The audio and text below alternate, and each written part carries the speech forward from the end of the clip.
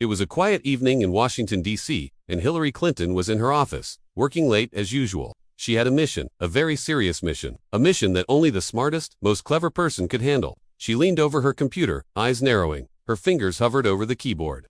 Yes, tonight was the night she would deal with the secret emails. But something was off. The emails weren't behaving. They had minds of their own. Every time she tried to organize them, they scuttled across the screen like tiny digital gremlins. One email zipped off into a trash folder. Another flew into the sent folder, then bounced right back into drafts. Hillary blinked.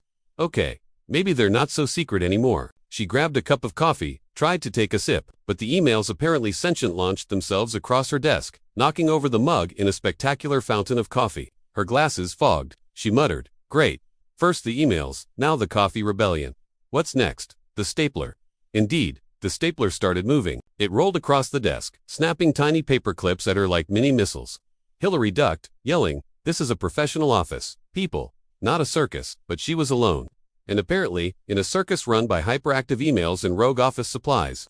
Determined, she decided to chase down the emails. She opened a folder, and zap, an email leaped out, twirling like a gymnast, dodging her cursor. Hillary lunged. Gotcha. The email zipped out the window and flew down Pennsylvania Avenue. Hillary ran after it in heels, laptop in hand, dodging tourists, pigeons, and the occasional bicycle messenger. "Why is this happening?" she yelled. "I just want to organize my correspondence." But the emails had other plans.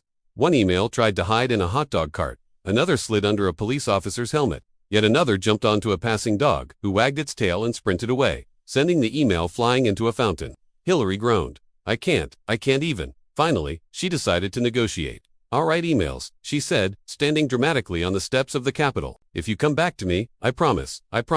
More storage space, more folders, less spam. It's a great deal. The best deal. Very fair." The emails hovered, swirling in the air like a tornado of blinking subject lines. One email zipped down and attached itself to her sleeve. Hillary looked at it. "Fine, you win, but no funny business." The email, Wink Tiff emails, could wink Dan, zipped back into the computer. Hillary returned to her office, exhausted but victorious. She leaned back in her chair, sipping a new cup of coffee carefully this time. Her computer hummed. The emails had returned, but behaved themselves. For now. Just then, Bill walked in. "Hillary, are you okay?" he asked, peeking over her shoulder. She gave him a weary smile. "Yes, but you wouldn't believe the night I've had. The emails. They were alive." Bill raised an eyebrow. "Alive? Yes. They bounced. They flew. They attacked my coffee. It was chaos." She shivered dramatically. "It was like fighting a digital poltergeist." Bill chuckled. "Well, at least you still have your sense of humor." Hillary stared at him. "Bill, if you don't help me organize these emails, I'm going to start seeing them in my dreams. They might even form a marching band and play a tune about my server. Mark my words." Later, the story made headlines. Hillary Clinton battles rogue emails in D.C. Cartoonists everywhere drew hilarious scenes. Hillary chasing flying letters, dodging paper clips, jumping over fountains, and wielding a coffee cup like a sword. Memes flooded the internet. Emails 1, Hillary 0, the great email chase of 2026. And when your inbox attacks, despite the chaos, Hillary had learned something important. Never underestimate the power of an email, especially a secret email.